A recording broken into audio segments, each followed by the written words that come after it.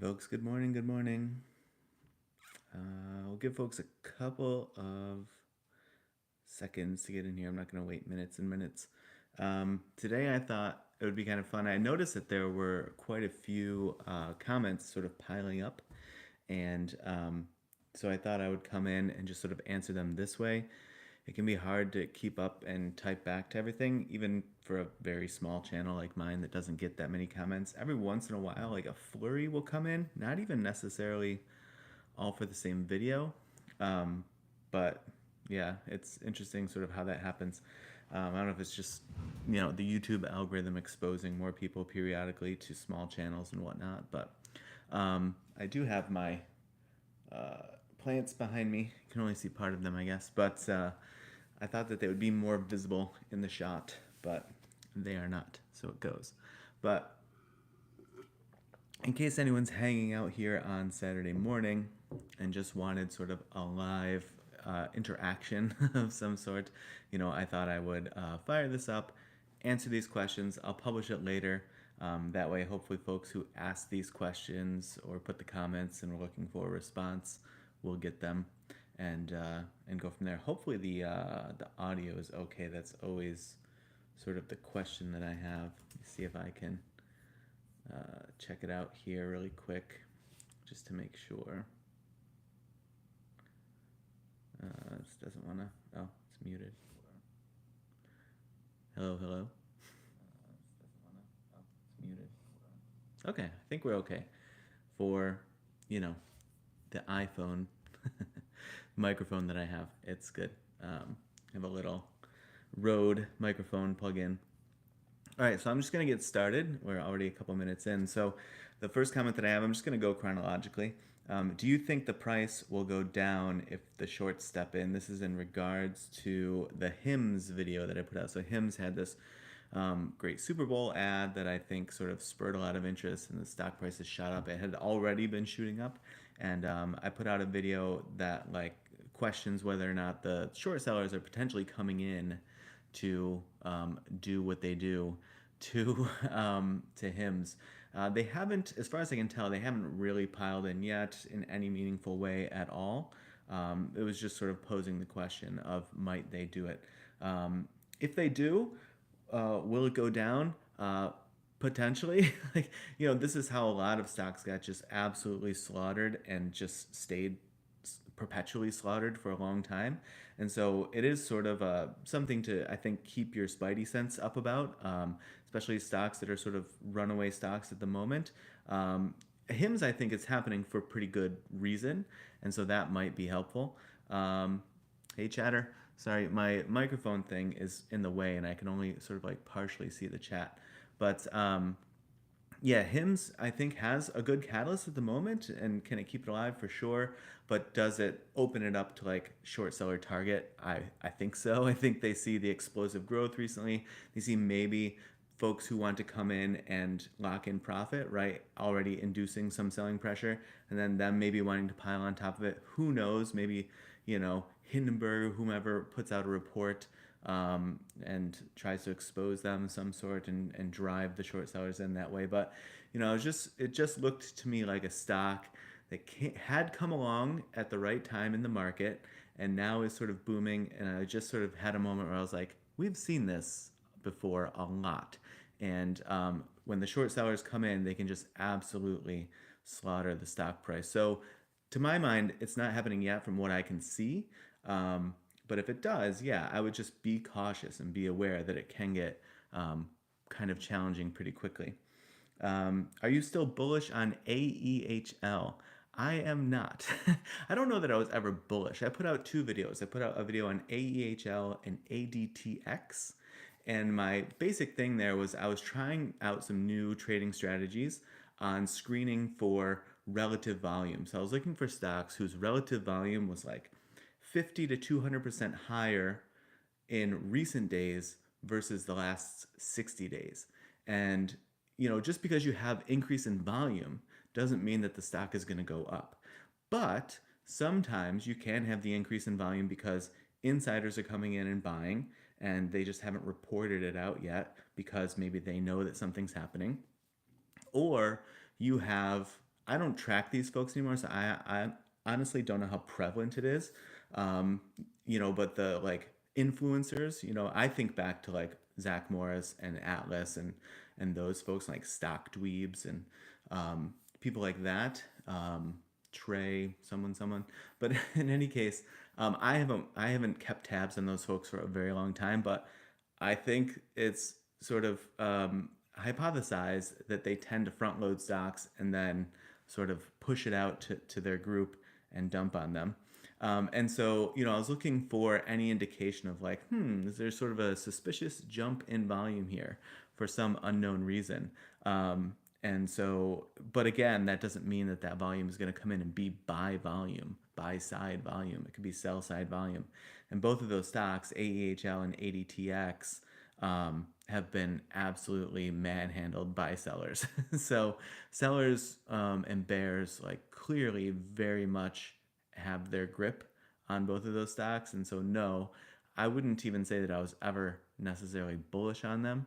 I saw the bump in volume and I thought, let's try this out. And I wanted to just share it as an experiment. Obviously, there's more to unpack there because I do think there's probably a way to do effective screening for volume and jump in. But yeah, the challenge with volume is it can be sell side volume. And so if it's sell side volume, you're just going to get absolutely bagged. And I think that's essentially what's happened, from that volume bump for both of those videos. This is a comment from a video that I put out that was basically talking about now's the time to support struggling Americans, not gloat. Basically, the whole like FAFO, thing. Hey, Ice, VR. Hey, Alec. Hey, Board. Sorry. Hey, Chase. I can barely see the chat because of the microphone, so sorry. I have to look at it that way. But in any case, yeah, I put out this video and it's basically like, look, I know that the country is very divided. That's obvious. I know that people feel just incredible venom and vitriol toward the other side, from either direction.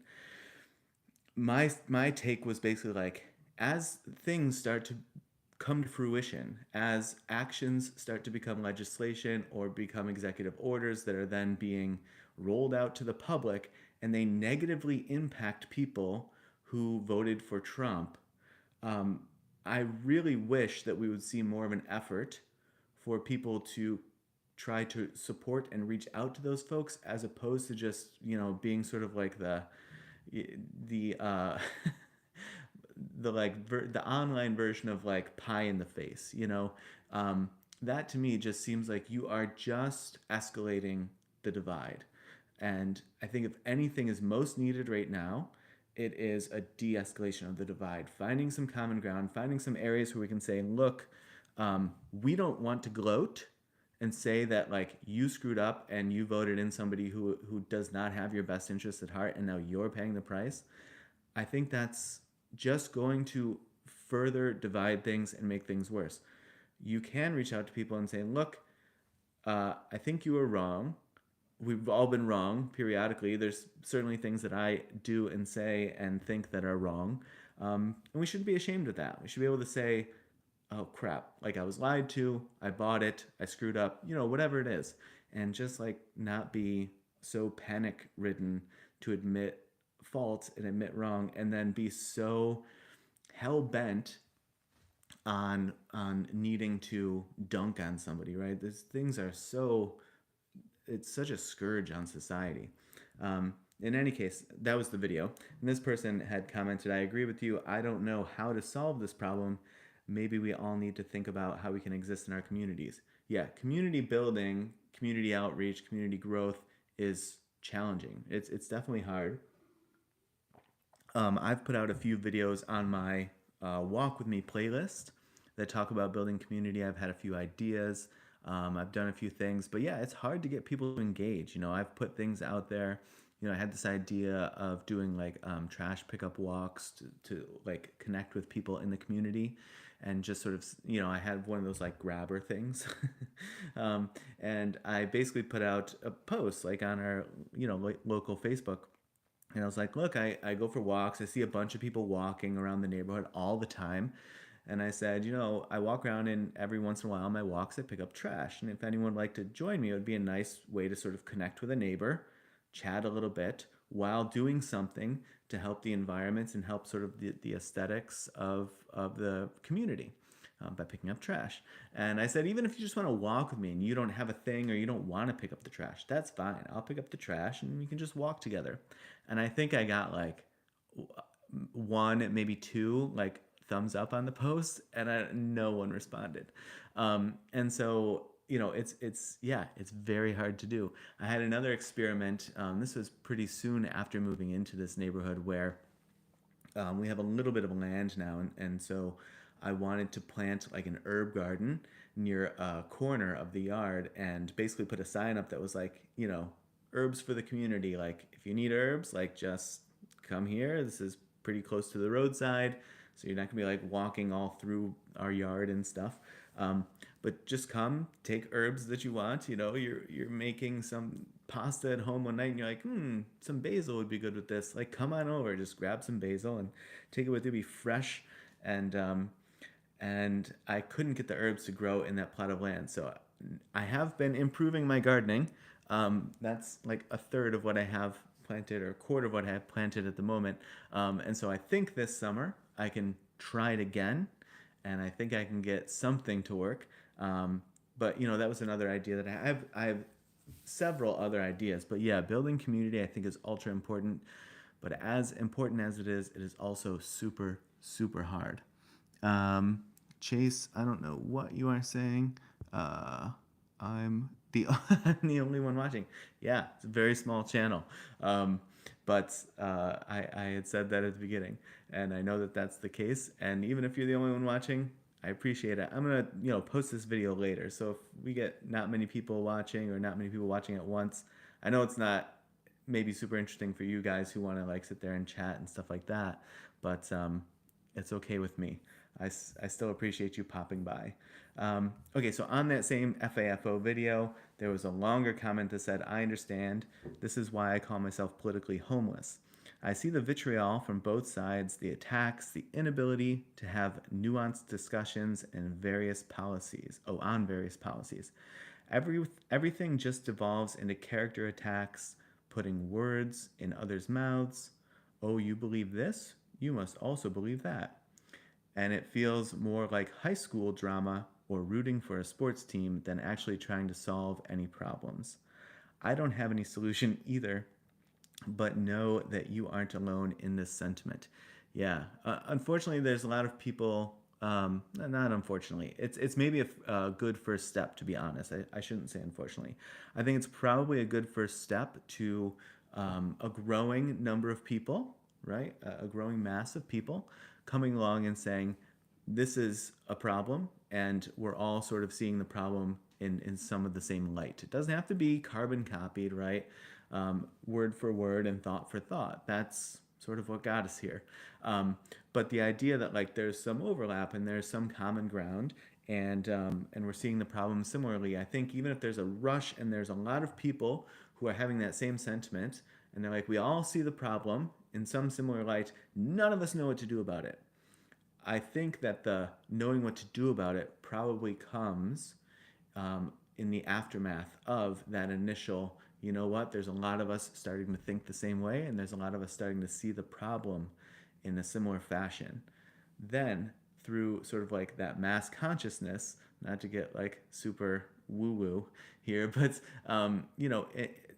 just the numbers game, right? If you have enough people sort of thinking along the same lines, at some point there's going to be a bevy of solutions that arise, and you can try them out and see what works and what doesn't. So I'm trying to not be too disheartened at the idea that folks don't have a solution, and I don't feel like I have a solution either. It is nice to see some folks who share similar sentiment, because I would like to think that maybe it is a good first step to coming up with solutions.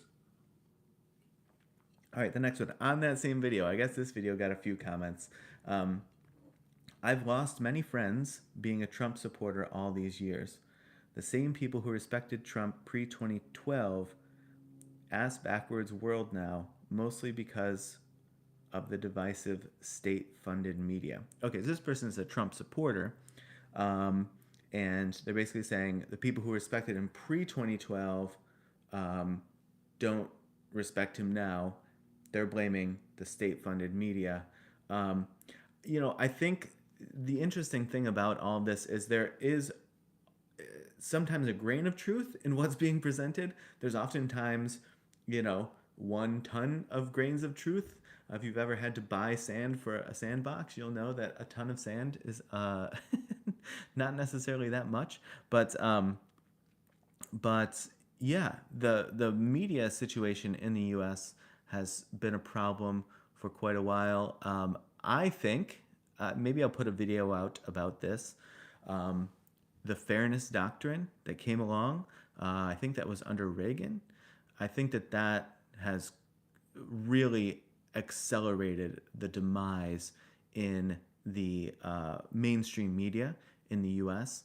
and has made it at this point like pretty laughing stock territory, I believe. But the fairness doctrine that was rolled out under Reagan is, it's hard to look. It's not hard to look for some reason why things have fallen the way that they have from like the days of Walter Cronkite to today, but that one stands out as maybe this one makes the most sense.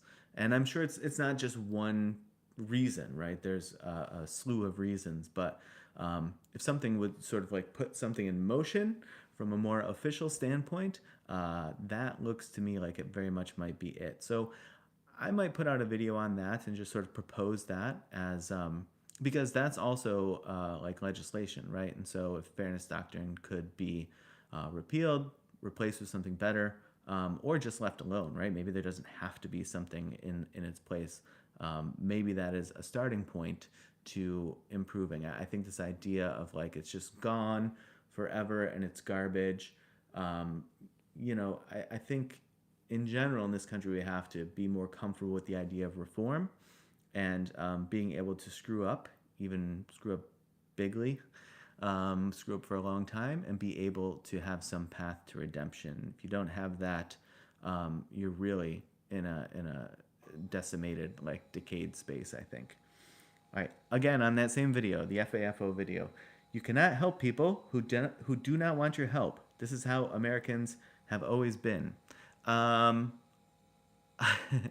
I mean, I understand it's like a very tropey slogan to have. You can't help people, right? You can lead a horse to water, but you can't make it drink. I understand it's like, phraseology, it's catchy, it's standard.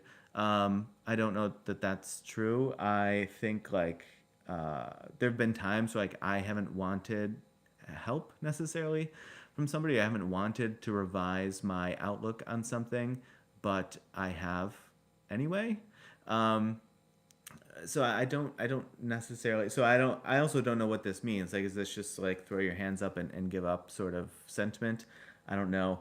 This is how Americans have always been. I don't think that that's true at all. I actually think that in decades past, I actually think in this, I should do a series of videos on this actually.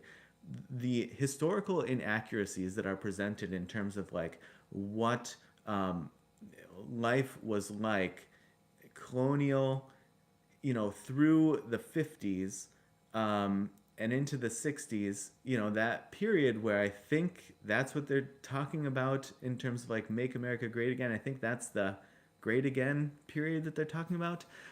There's a lot of just historical inaccuracies out there that are just kind of mind viruses that people have in terms of how that society worked. And sure, it varied from region to region and situation to situation, but broadly speaking, it's the same sort of inaccuracy, to be honest, that I heard when people were, clamoring about the idea that Biden was going to go to Trump's inauguration, and Trump had skipped his inauguration, which had never happened before. I did put out a video about that because that's just not true. Trump was the fourth president to skip an inauguration. So yes, it doesn't happen very often, and yes, there is different symbolism behind it, but this just talking point of like this hasn't happened before. It's just not true. It's very provable that it has happened before. It's well documented. So I think putting out what society was like, how charitable contributions were considered, how they were addressed, and how they were taken care of in colonial through, like, say, 1960s America.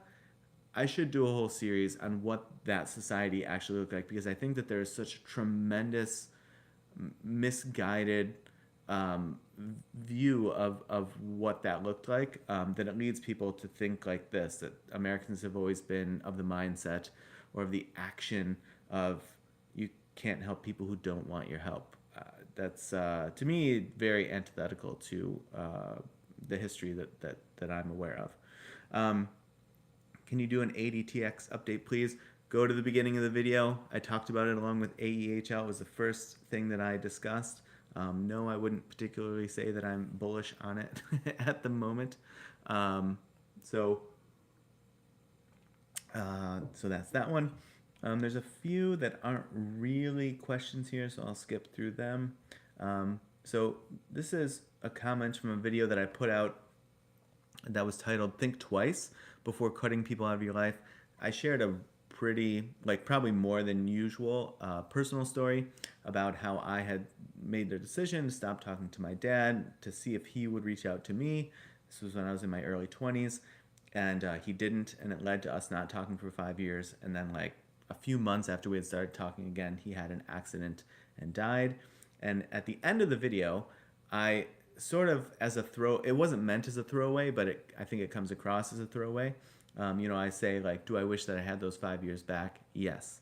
And I think that this comment is in response to that little note at the end. So this person says, why you'd want, sorry, I was getting messages. Why you'd want 5 years of pain and frustration knowing you were in a one-sided relationship with your father, knowing he cared more about his pride and ego than the connection he could have had with you is beyond me. Relationships take two. However, I'm glad you got to speak to him before his ultimate passing. Hopefully it helps in your grieving process. Personally, I've cut many people, including family members, off for the same reason. I only want mutual relationships in my life. Nobody, oh, gotta click to read more. Nobody deserves to feel like they have to actively chase and work for someone else's love, care, and respect as if they're somehow unworthy, just as they are. Much love and best wishes to you and yours. I feel like that there should be a course around this comment, because it is, on one hand, they're saying, I disagree with, the way that you're thinking about this now, your contextualization of this right now, but they're adding, a breadth of information, and it comes across as a very caring message. This is a wonderful comment, is what I'm trying to say. Even if they disagree with me, and I think it's a very fair point, right? Like, and I think I started off that video by saying, look, if you're in an abusive relationship and you're in a relationship you don't want to be in, regardless of who it is, this video is not meant for me to convince you otherwise. It's just for me to share my experience and sort of how it sits with me at the moment. Now, they are making a very good point in the sense of, yeah, for sure, if you don't feel comfortable in a one-sided relationship, if you don't feel like it's fair to you to have to feel like you're kind of groveling or whatever, or trying to convince somebody of your worthiness for them to just sort of like relate back to you, communicate back to you, and you want to cut them out, like, yeah, definitely, you do what you think is best for you. I think the reason that I said that at the end, and the way in which I think it's true, is I wish that I had had the skills and the courage to try to change the relationship first, because all that had happened up until then was just silence. Like, there was never any discussion about, like, hey, how come I always call you? How come you never call me? How come you don't seem curious at all about what's going on in my life? I would like to be able to share these things, but it feels weird to just kind of like jump into a conversation that I'm not sure that you want to be having. I wish that I would have like given him an opportunity to adjust. And you can say he should have known better, right? And I wouldn't necessarily disagree with that. But clearly he didn't. Uh, and so, yeah, I think what I mean by it is I wish that I would have at least had the courage um, to find a way to say that to him and say, here's what's going on for me. Um, Here's how it's making me feel. Are you interested in trying to adjust this? Because I would like to. Um, but like this isn't working for me. Um, yeah, I think that that's what I mean by that. And yeah, it may have still ended up like it did, but at least I would have felt, I think, that I had given it, that I had been honest and forthright, and I hadn't just sort of kept it to myself and just expected him to do better without more information. Um, because obviously he had his own situation happening that just wasn't obvious to him or wasn't available to him or whatever. Um, I had I had put out a short. This is a comment on a short. It was basically like, it's interesting that there was all this clamoring around the idea that there's this very dangerous and all-powerful deep state, and yet that dangerous and all-powerful deep state seemingly can't do anything to prevent Trump from getting elected and prevent Trump and Musk from just like doing whatever they want, right? They're getting their appointees through, they're getting all access to everything that they want, full kimono, as they say. And I said, if this thing exists, this seems like it wouldn't be happening, right? The more obvious story here would be they're trying and they're getting shut down, or they're getting, put in some very dangerous situation or whatever. And this person commented, LOL. And then the USAID scandal just dropped, showing taxpayers some entity within the government literally stealing trillions. Um, they probably put this out as the initial news came through. I don't know if they would like to update their comment, having more information now, because I don't see a scandal there at all. But yeah, if you do, you do. I know this is why they print headlines the way that they do, and then have a story that the majority of people don't read. So you snap a headline, you don't read the context, you don't actually get the information, and then you carry on. But yeah, there's a lot of headlines that will be wrong, right? Musk said this the other day. He said, "I will get stuff wrong, and it'll have to be corrected."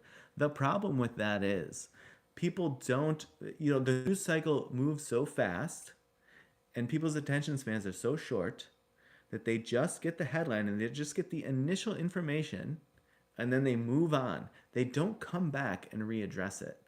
And people have been screaming about this from the mainstream media for decades, right? But he's doing the same thing.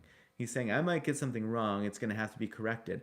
The correction doesn't ever penetrate the same number of people who got the initial headline and the initial story. So that's part of the problem. The other big part of the problem is he's running into facilities and into situations that he doesn't understand how they work. And so when you don't understand how something works, right? Like, didn't he put some information out about some woman who was working on like environmental, like biodiversity, and because he is so crazed about diversity, he thought that she was working on like a DEI initiative or something, and she was working on environmental biodiversity, and he tried to like,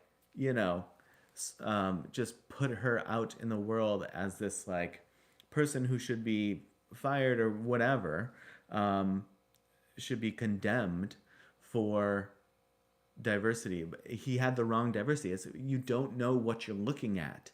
And so yeah, if you don't know what you're looking at, and you are so conspiracy and paranoid in your mindset, yeah, you're gonna find paranoid conspiracy everywhere, because you're gonna misconstrue most things that you're seeing because you don't understand what you're looking at. How that's not more obvious to more people, I don't know. But it's a major issue. It's, if I walked into NASA or SpaceX, right, and I was like, I'm going to audit your systems, I don't know a damn thing about aerospace engineering, um, cosmology. I don't know. And so, yeah, I'm going to see words that I don't understand what they mean. And if I just have completely unchecked power to just throw stuff out there and say, oh, it might be wrong, you're going to have to correct me.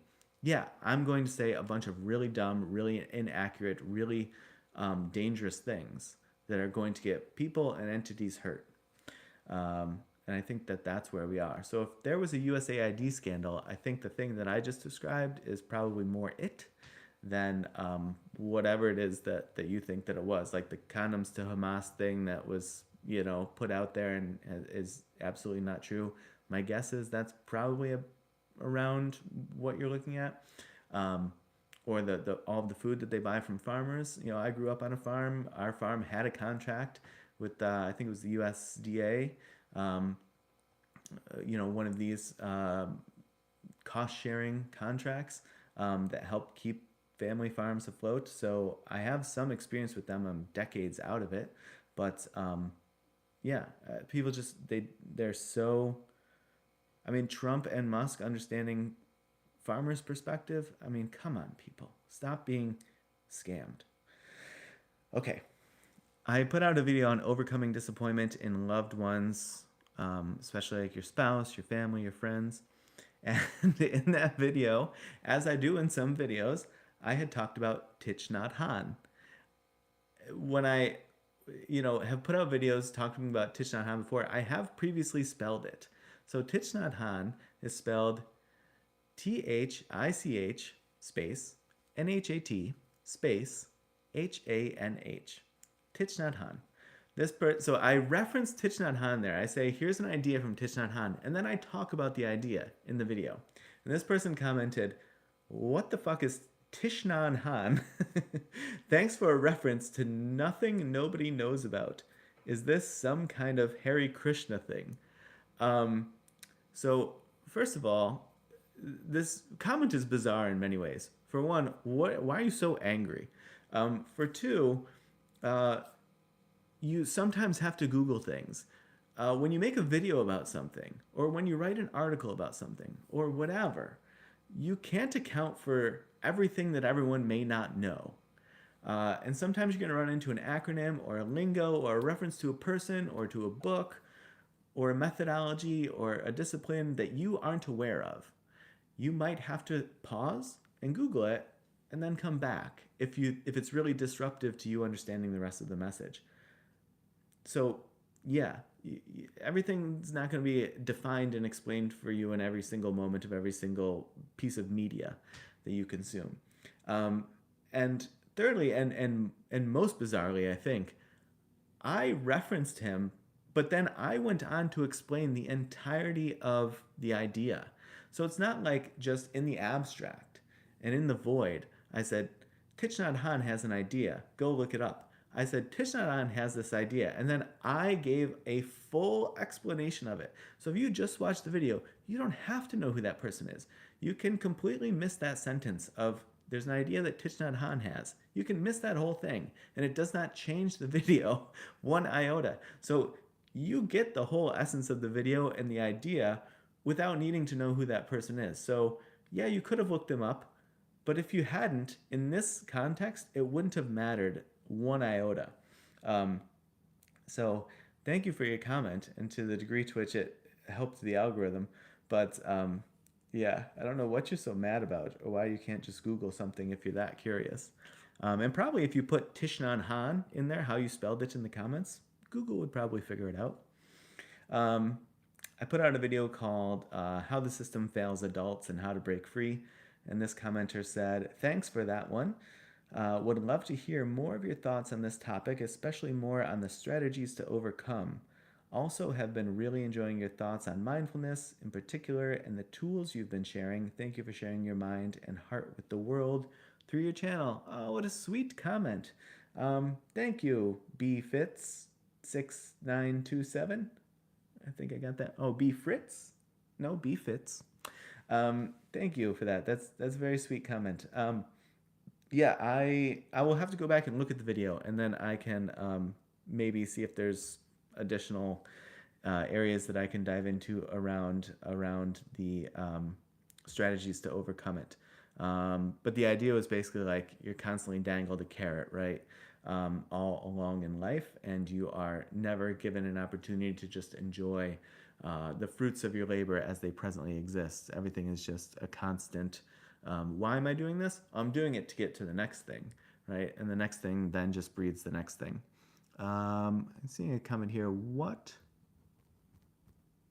of a percentage do you use stop loss and take profit when you enter a stock? I don't usually use a percentage. This is a live comment, by the way, but ST, yeah, good question.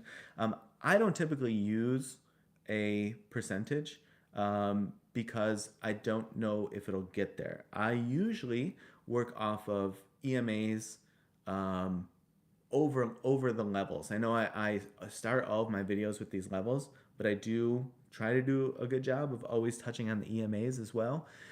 If you go to my playlists on my channel, you'll see trading and investing mini courses, I think it's called. One of my more recent videos is on EMA strategies. And I think there I talk about EMA strategies for setting like exit strategy and entry points. I talk about crossovers and the crossovers that I look for, the setups that I look for as it pertains to the EMA. That's typically what I look for as a point to get in. And then I predetermine I will sell when this thing happens. This way, I hopefully don't get bagged.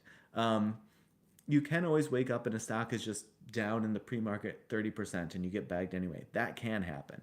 But hopefully that doesn't happen often enough for it to overcome having a good trading strategy, sticking to it, and limiting your losses that way. If something is like a real runaway, like I remember pretty recently I had SoFi and its huge run, and I was up like well over 100% just on shares. And I had taken some profit, I think, at some point, and then, I had set a stop loss because I was up so much. I had set a stop loss, a trailing stop loss, which I think is the way to go if you are just like up really well on a stock. I think of the recent run on Palantir, recent run on Hims. There's plenty of examples. But just pick something where you feel like, okay, I'll still be happy with that. But you do what you want, but I tend to give myself enough distance where like it can get pretty dippy. But like, when my SoFi was up like 110%, I was like, will I be happy if I made 80% in this trade? Yes, for sure. So I could set a trailing stop loss either just down to that 80% mark, right? And put the actual number in, not a trailing stop. I put a stop loss of just that actual number. So just do the math, figure out, okay, what would an 80% profit be? And I'll just put that number in. That's not my stop loss. Or if I want to give it like, okay, if SoFi has like a tremendously bad day or a tremendously bad few days, then I'll set a trailing stop loss of like 15% or something, right? Where it's like, it's going to take a clear turn in the tide for it to hit this. Therefore, it gives me an opportunity for like a slight sort of a manageable or a reasonable dip, right? A little breath that it takes if it wants to take a breath and carry on. So I set it high enough, 15, 20, 25%, if I'm up that much. But yeah, I think that trailing stop in those situations is the way to go. But, just like hopefully you don't get bagged by waking up and something is 30% down in the pre-market, that the shares being up, hundreds of percent is not always the case. So yeah, in a more typical trading situation, I rely on those EMAs and I would look at that playlist and pick out that EMA video. It's one of the more recent ones. I think I put it out in January. Yeah, because I was out of town for a while in January, and so I put some videos, some like evergreen videos out during that period because I wasn't able to like check the market day to day and put out day to day videos. Which EMAs to day trading? The EMA setup that I use is 8, 2134 for my short term, and for my long term, I use the 183. Um, I typically look for the so my stop loss, if you will, or my sell trigger is typically, and I think I explained this well enough in the video. Typically, when the 21 crosses below the 34, because oftentimes you get the 8 will cross below the 21. Sometimes even the 8 will cross below the 21 and the 34, but it won't drag the 21 EMA below the 34. And there's a lot of times where you get a second run. I have a lot of examples. I think some of the more recent videos that I put out have that exact situation happening in the stock that I just happened to be looking at, and I pointed out in those videos. But yeah, typically 21 crossing below the 34 is what I look for to as my like absolute sell trigger. It's just get out. And sometimes you'll be wrong, right? And it'll recover. Some catalyst will come along and it'll bump the stock back up. And you're like, ugh. But in my opinion, more often than not, it does work in your favor and can keep you from getting bagged. The entry point triggers vary a little bit more, which I think is fair. I think it's fair to have sort of a sort of more ways in which you look to get in versus get out, because I want very clear get out. If there's ever any mistake that I've always made, it's not typically getting in too late. It's not typically getting in too early. It's getting in way too late, and holding way too long, especially holding way too long. That's why I'm very concrete about 21 crossing over 34. I got to be out. Maybe I get back in, but I got to be out. Because otherwise I know what I'll do. I'll hold it forever and pray that it goes back up, and I will get absolutely slaughtered. So yeah, that's why. But I have a few different ways that I look to get in, and I explain those in the video there. All right, let me see. Thank you for the live comment. I appreciate it. There might not be anything else of substance. Oh, I got a nice spam, like slew of spam there. I don't know if all those spam comments that come in and just, all of a sudden there's 34 comments out of nowhere. I don't know if they help the algorithm at all, but all right, I'll do one more comment. All right, the last one here that stands out. I put out a video that was basically like, what does the American dream mean today? And in there, my hypothesis, just a quick recap, was basically like, it seems like the majority of folks fixated on the American dream today, think that it is like get rich at all costs, flex and dunk on people and buy your planes and Bugattis and mansions or whatever. And I was just saying, growing up and still today, I never thought of the American dream as that. I always thought of the American dream as if you were reasonably well resourced and you worked hard, that you could live, you could have a basically a reasonable life, like a little gnat in here. You could have like a reasonably secure life, right? You could have a house and a car. You could pay for food. You could raise your family. You could send your kids to school, and just have like basic dignity as like, a worker in the U.S.